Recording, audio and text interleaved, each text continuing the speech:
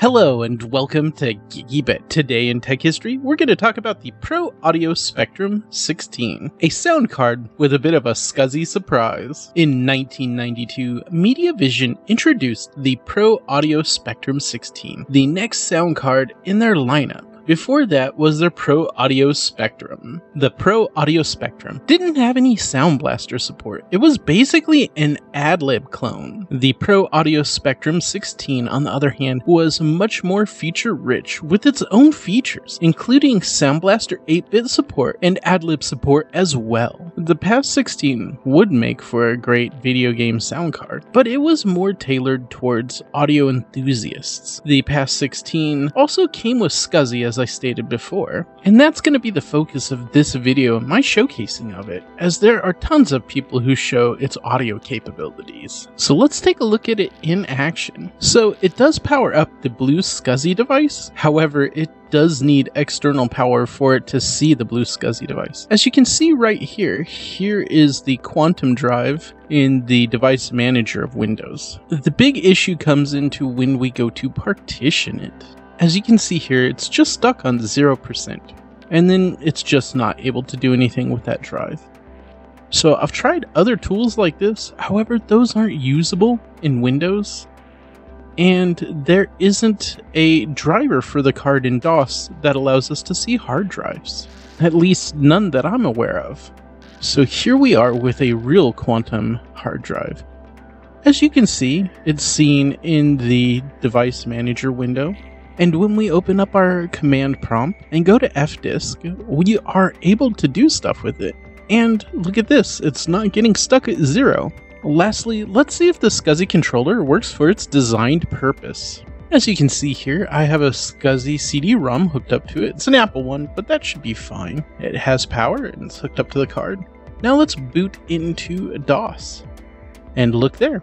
D drive, so it totally works fine for its designed purpose. With all of that out of the way, let's get into my story with the Pro Audio Spectrum 16. It was late 1994. My friend Levi had just gotten a Pro Audio Spectrum 16 for his birthday. His dad was a computer guy and an audio engineer, and his dad felt the Pro Audio Spectrum 16 was the best sound card, primarily because he knew it had a lot of advanced features that would be great for people like sound engineers, but for video games, in my experience and what I saw, it wasn't as easy as, say, a Sound Blaster 16 to use. And of course, poor Levi just wanted a Sound Blaster 16 like the rest of his friends had. The thing is though, Levi's dad was likely right about the PAS 16, for sound people anyways. But for Levi, most of the games worked, but he had to use 8-bit Sound Blaster support for many of them, unlike the rest of us, who our Sound Blaster 16s just pretty much worked.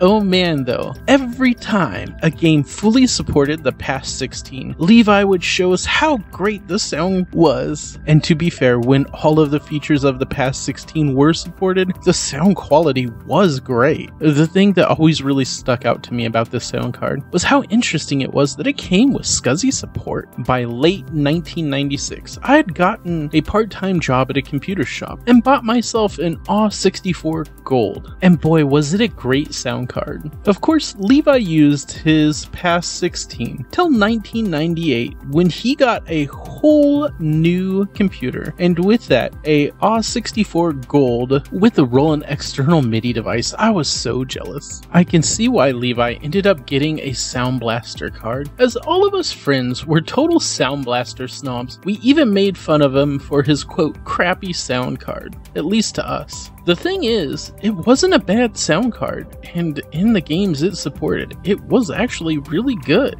So here are my thoughts about the Pro Audio Spectrum 16. Now that I have one, I think it will be great for my collection, as how rare they are, especially the Scuzzy models, as I couldn't find even one on eBay or other sites. It's a shame the Scuzzy doesn't work more like a normal controller, but that is how they made it, and I'm sure I will have lots of time to enjoy this in my dual slot 1 computer. I hope you enjoyed this video as much as I did making it, and if so, feel free to click that like button, and if you aren't subscribed so already, feel free to do so, and if you'd like to get notifications of my future videos, click that bell button.